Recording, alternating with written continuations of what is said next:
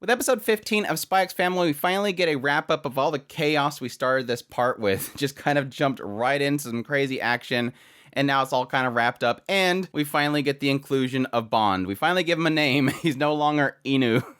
Mr. Inu. But no, I really love this episode because we got reconfirmation of Lloyd's driving force. We got to see a little bit more into Sylvia, the handler. And additionally, we have a tease at the very end that we're finally going to have a Yor episode, which that alone right there really has me excited. But this is my thoughts on episode 15, so let's jump into it. Opening up the episode, yes, we didn't kill the dog. We didn't kill the dog. Lloyd just shot the straps off, grabbed it, and threw it inside of a bucket, which was I think that was kind of what I was expecting, but still, it was just more the fact that he kind of apologized beforehand, that it kind of made it seem like he was going to take out the dog. But no, Keith guy sees this, goes, man, this minister guy's crazy, rushes off, and then yes, Yor sees him. And because Yor completely defies all logic, drop kicks the side of the car and knocks it into a pole. I do love the fact that, like, right afterwards, she gets on the phone with the police. Yeah, there's this guy that was involved in the whole incident. Yeah, he's over here. No, I'm just that housewife that called earlier. Nothing suspicious, runs off. But now then we finally get the reuniting of the family. Anya claiming that she was going back to look for Lloyd because he was pooping for too long. And then Yor saying that she was looking for Anya. Anya getting in trouble for running off once again. But then, yes, out of nowhere, Handler walks up acting like she's a part of the state and saying, okay, well, we're here to get this dog. This dog was involved in this incident. Don't tell anybody. But yeah, Anya's not going to let that be. This dog and her have made a bond. I didn't mean that, but yes, Bond saved her life and everything. Was really super cute because this wasn't just Anya really getting a connection with this dog and really not wanting to let him go, but was more so about Sylvia. And Sylvia's kind of recalling her daughter that she once had. And she says, I had a daughter. So the assumption is that she lost a daughter. I'm curious if that's a part of the whole thing about the war and everything, how that's her driving force. Again, in the previous episodes, her chewing out these college students saying, you learn nothing. They didn't tell you anything about the war itself. Have you ever killed anybody? Have you ever, starved to death, pretty much? Have you ever seen somebody go crazy because they had to fight other people like they were monsters? It makes me believe that possibly she lost her daughter during that war as well, which was really heartbreaking.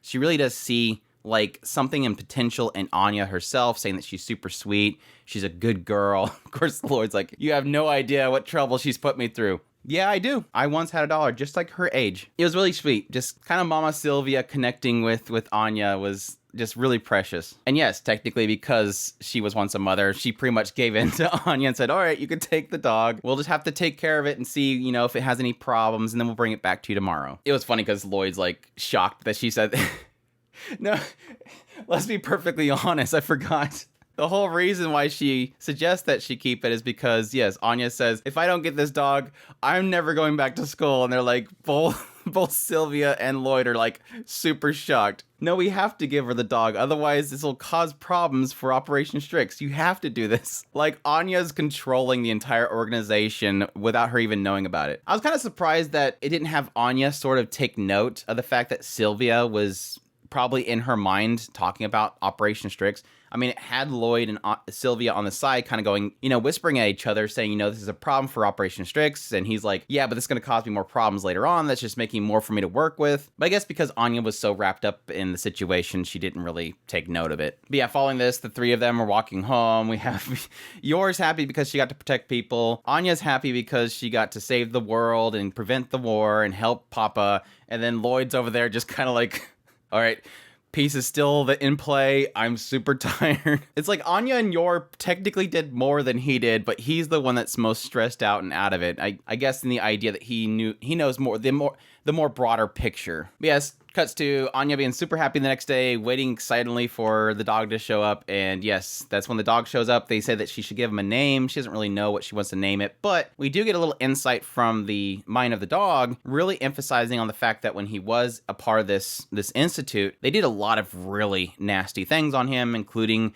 electroshock to the point where he was nearly dead. And they're like, just keep doing it. We have other dogs. Just keep going. I'm not quite sure why they brought it up now, other than to probably emphasize the idea that now he's safe. Like he was once a part of this organization, and now he's a part of this organization. And in this organization, he's now safe and he can be comfortable. I guess it was because they were bringing up his name, and his name there was number 8. Yeah, so where we get Anya going back to her duties at the school itself, reclaiming that if I couldn't get, credit for all that just happened yesterday, I'm back to just working on Project B, Damien's friend, which he thinks having a dog will do that. She ends up running into Becky. Yay, Becky's back. Becky's pretty much excited that she has a dog and that, oh, well, we should bring our dogs together and see which one's cuter. And then just Anya disappears because, hey, this worked for Becky. It should work for Damien. To which, yes, she confronts Damien and says, I have a dog. He's like, okay, yeah, what?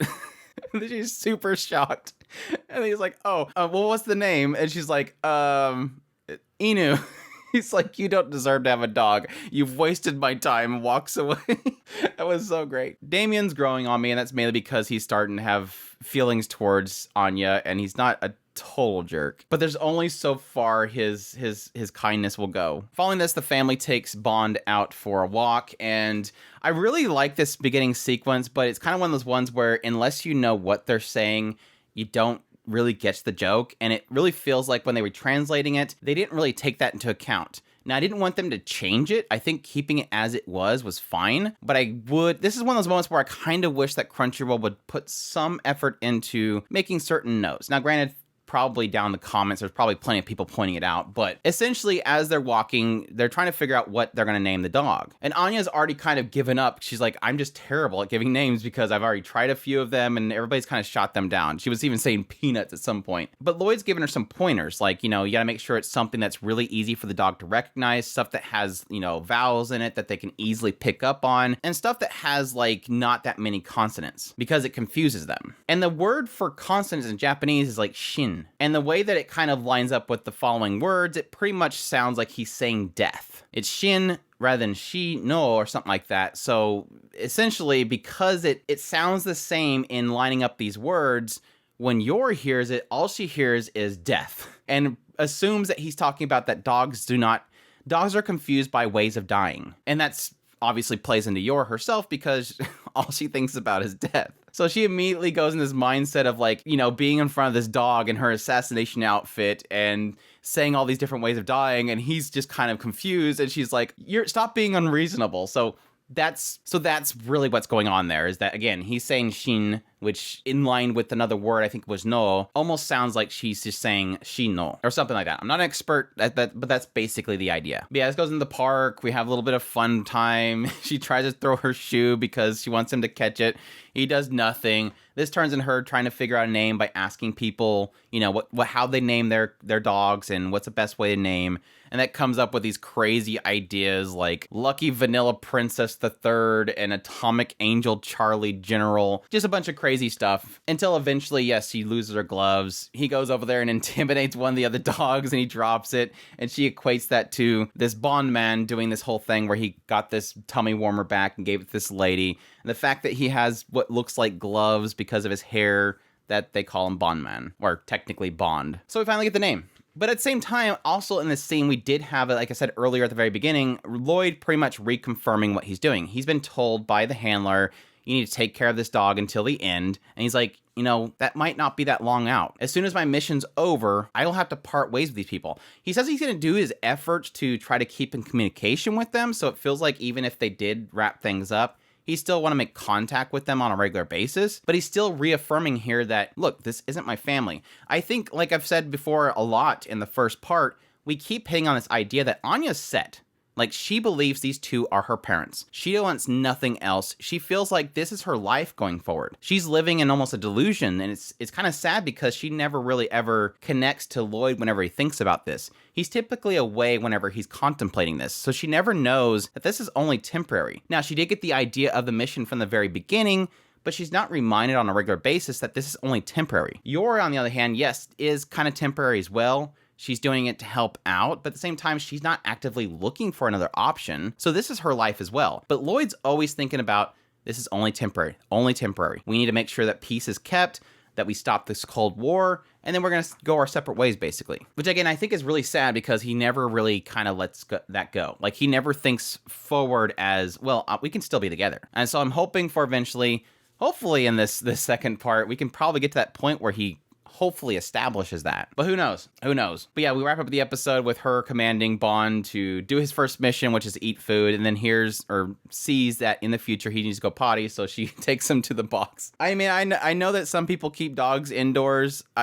We personally have dogs. We take them outside. So my mind immediately went that she was going to take him outside, and so when she shows him this little itty bitty little tray with newspaper clippings, I'm like, okay, hopefully he doesn't have to pee, because I doubt he's going to lift his leg on that thing. But okay, so he's going poop, but at the same time, it's a big old dog on that little tray.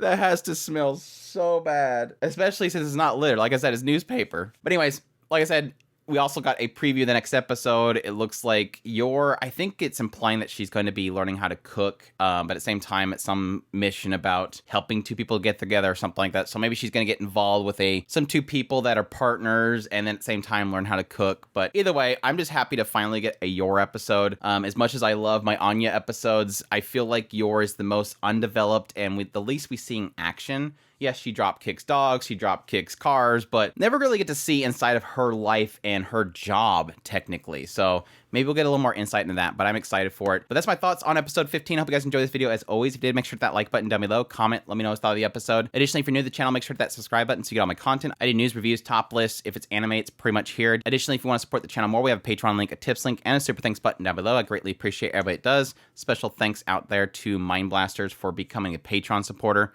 and y'all take care.